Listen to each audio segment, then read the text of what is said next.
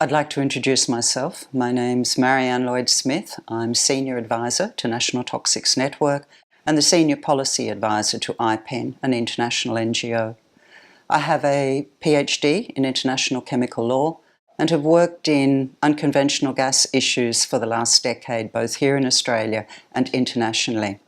Now, I know some of my colleagues have talked to you about the intercept between unconventional gas and human rights.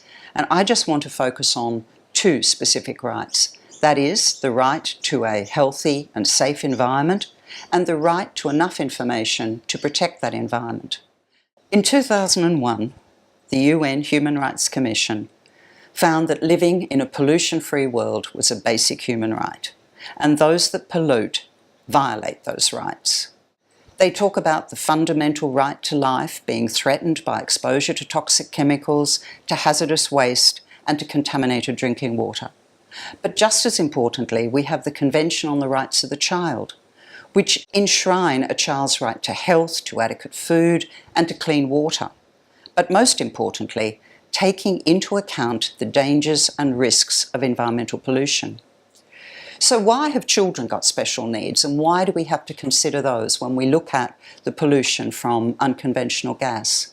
Well, simply because children are not little adults.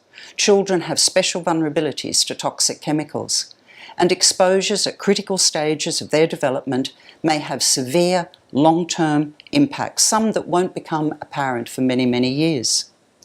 We know that for mothers who have residential proximity, that is, they live close to gas fields during their pregnancy, is associated with low birth weights, with congenital heart defects, with neural tube defects, and with just basically higher risk pregnancies.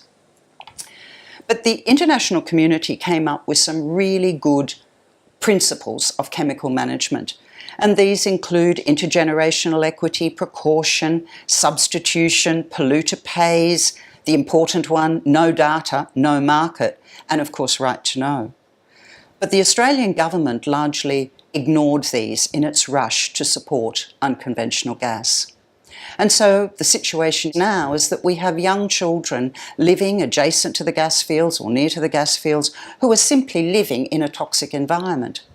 When we tested their ambient air around their homes and their gardens, we found many, many volatile organic compounds. Some of these were carcinogenic, some were neurotoxic, some just affected breathing and were lung irritants. But it's not just air pollutants that we were concerned about for the children that lived near the gas fields. It was their access to clean drinking water. And when we tested their water tanks, we found heavy metals, chemicals like methylene chloride and cesium-137 that we know the industry uses. And we also found, very worryingly, alpha and beta radioactivity. But that shouldn't have come as any surprise, because we've known for many years that the industry produces many serious air pollutants.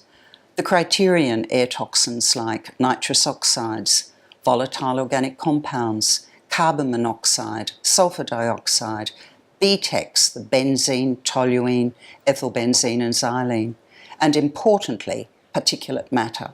And it is this that has really worried us when it comes to our children's health, because there is a synergy between the very small particles of dust and dirt and carbon and the air pollutants. And the particulate matter provides a direct delivery mechanism for those pollutants direct into the lungs of our children and into their blood supply. Now, the US EPA has been quite clear about the unconventional gas industry's air pollutant causing everything from cancer to neurotoxicity, and they named the industry as one of the largest emitters of toxic volatile organic compounds. And the sources are many, everything from compressors to the wells themselves through to water treatment plants. If you look at just a gas field, a single individual gas field, and look at the emissions that the industry must report to the National Pollutant Inventory, they have to report every year estimates of their emissions. And I chose just one gas field from the year of 2015, and that one gas field in 1 year produced 1,900 tonnes of oxides of nitrogen. These are lung damages, respiratory irritants. They also produced 1,500 tonnes of carbon monoxide, which is simply a poisonous gas. These are very serious toxins and a very serious threat to our children's health. But it's not just the issue of air pollutants that we're concerned about. It's a child's right to clean drinking water. And we believe that the industry represents a serious threat to that right. We have concerns about produced water, which is the water that comes out of the well when it's depressurised to allow the gas to flow.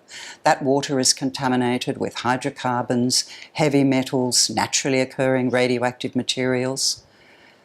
It wasn't a surprise for us when BTEX, benzene and toluene were found in monitoring bores and water wells and storage tanks. And there's the flowback. That's the chemicals and the water that comes out of the well after a hydraulic fracturing has occurred.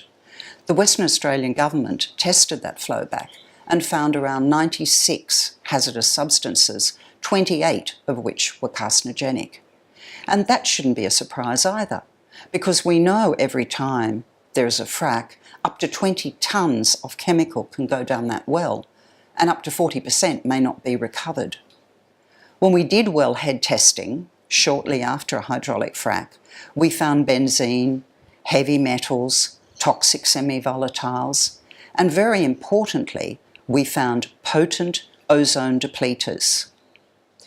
There are so many long-term risks to a child's right to clean water from this industry. Spills and leaks, for example, when Santos contaminated the shallow groundwater with uranium. The disposal of waste, industry's desire to bury drill cuttings at the wellhead, and of course the well integrity. We know about 7% of wells fail pretty quickly, but how many will fail after 20 years or 50 years? The Australian community has a right to know about the chemicals that the industry uses, and those rights are enshrined in international instruments. The Baha'i Declaration on Chemical Safety, of which Australia was a part, talks about the community's right to know about chemicals in the environment, but it also talks about the community's right to participate meaningfully in chemical decisions that affect them. More recently, the Strategic Approach to International Chemical Management also talks about all stakeholders having a right to information on chemicals throughout their life cycle. And of course, the current UN Sustainable Development Goals includes targets to ensure public right to know to chemical information. The Stockholm Convention on Persistent Organic Pollutants, which is a UN convention for the worst of man-made chemicals, talks about the right of all stakeholders to have access to all available information on persistent organic pollutants. And this is so important because we've realised that the oil and gas industry actually do use persistent organic pollutants in their processes. The Stockholm Convention also acknowledges that industry can keep secrets, and that's called confidentiality for commercial business information. But fortunately, it also has Article 9, which basically says that information on the health and safety of humans and the environment shall not be regarded as confidential. That article has been picked up in a number of other international conventions, including the Minamata Treaty on Mercury. But unfortunately, Australia's chemical regulatory system does provide extensive protection for commercial business information, and that means extensive secrecy. So what do we actually know about the chemicals that the industry uses? Well, quite a lot really. We know about drilling chemicals and hydraulic fracking chemicals, and they're everything from corrosion inhibitors through to friction reducers and surfactants. We know that when you carry out a hydraulic fracture, that up to 0.5% to 2% will be pure chemical, and that this translates into many, many tonnes. We also know that about 1/3 of hydraulic fracturing chemicals have absolutely no toxicology data whatsoever. For those that do have data, There are carcinogens and neurotoxins and sensitizers and reproductive toxins, and most importantly, endocrine disrupting chemicals. One of the other things we know is that that mixture that goes down into the ground, mixtures of many chemicals with the water, has never been assessed. And the interactions between those chemicals has never been assessed. We also know that the industry uses many thousands of tonnes of proppants. That's the silicon-based products that actually go into the coal seam and hold open the cracks that the hydraulic fracturing has caused. And silica, of course, we know is related to lung cancer and silicosis. And we also know that the industry uses cesium-137, a radioactive substance, for borehole logging and to measure flows. While we know a lot about the chemicals that the industry used, there's so much we don't know. Right from the beginning, we have been lobbying the Australian government to do a proper assessment of the chemicals that the industry uses. And in 2012, they announced that assessment. We waited 5.5 long years before we got the final document, which was released a week before Christmas last year. Unfortunately, all it focused on was the above-ground handling of 113 chemicals that were used during 2010 to 2012, and only those that were used in New South Wales and Queensland. These were chemicals that the industry informed were the most commonly used ones, but they also informed us that 54 of those 113 are no longer used, so we have no information about their replacements. The document is riddled with commercial business information claims, so there is a lot in the document that is still secret and we don't know the details. But it does acknowledge that for some of the toxic chemicals, 10 had simply no toxicology data at all. That is, we didn't know how they affected human health or the environment. There was no assessment of the specific chemicals that are used in shale gas or tight gas. There was no assessment of the chemicals that are mobilised from the coal seam. There was no assessment of the toxicity of mixtures, no assessment of fugitive emissions, and certainly none on the potential effects on agriculture or the food chain. But they concluded that if no protective measures occurred, then 40 out of that 113 were dangerous both to human health and the environment through things like pond leaks and large transport spills. But they dismissed these risks, clearly stating that the transport and use of industrial chemicals and wastewater and waste storage are strictly regulated. Unfortunately, there was no monitoring and no real-world validation of those claims, nor was there any opportunity for civil society to have input. At the same time, they released a groundwater hazard screen. Now, this was simply a modelling exercise, a desktop modelling exercise. They modelled 13 chemicals, but only those that had reliable data, which of course is very few, and there was no assessment again of the mixtures or the interactions, and importantly, no assessment of endocrine activity.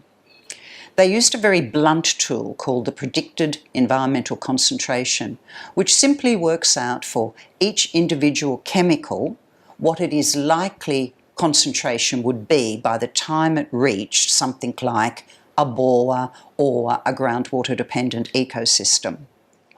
They made many assumptions on the breakdown products, which ones they'd worry about and which ones they wouldn't consider. They also dismissed many of the exposure pathways of concern as either unlikely or extremely unlikely, things like bore contamination.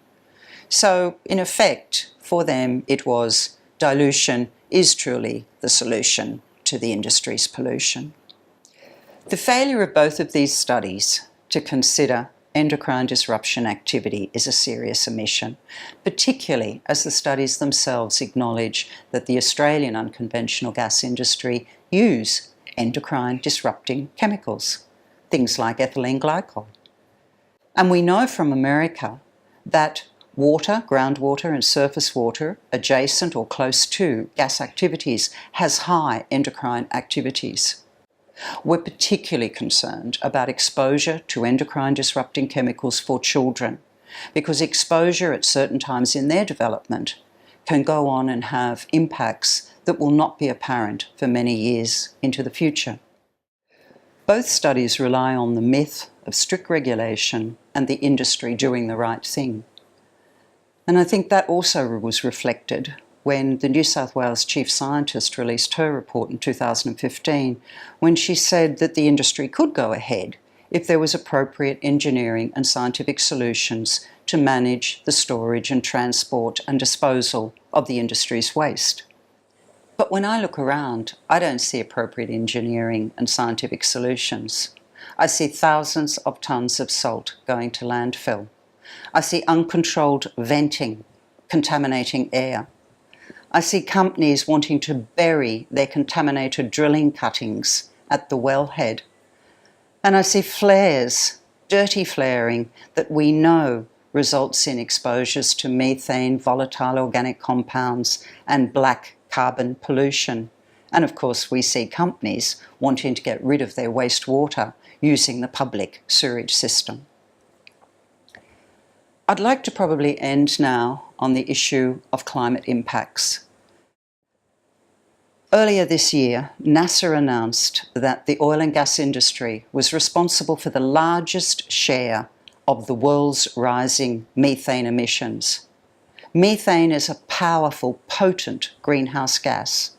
Here in Australia, we've seen a threefold increase of methane within the gas fields as compared to outside the gas fields. And we know that the closer a water bore is to gas activity, the more likely it'll be contaminated with methane. We've seen methane in the discharge water from CSG. We've found it in half of the gas wells that were tested by the Queensland government. They were leaking methane. And of course, pretty much everyone knows now about the Condamine River, which is leaking bubbling methane along a 5-kilometre stretch at 80% of the lower explosive level. Believe me, that is high. So to conclude, we don't believe a child can reach its full potential in a world harassed by climate change and this industry's pollution. And I'd like to end on a quote by Akam Steiner, who was the United Nations Environment Programme Director in 2014. In response to a question about what he thought about unconventional gas, this was his response. For the sake of having another 20 years of dirt-cheap energy, are we really going to put millions of years of evolution, of ecosystem services at risk? And I'd like to add another question. And are we really going to put at further risk our basic human right and our children's human right to live in a pollution-free world? So thank you very much for listening.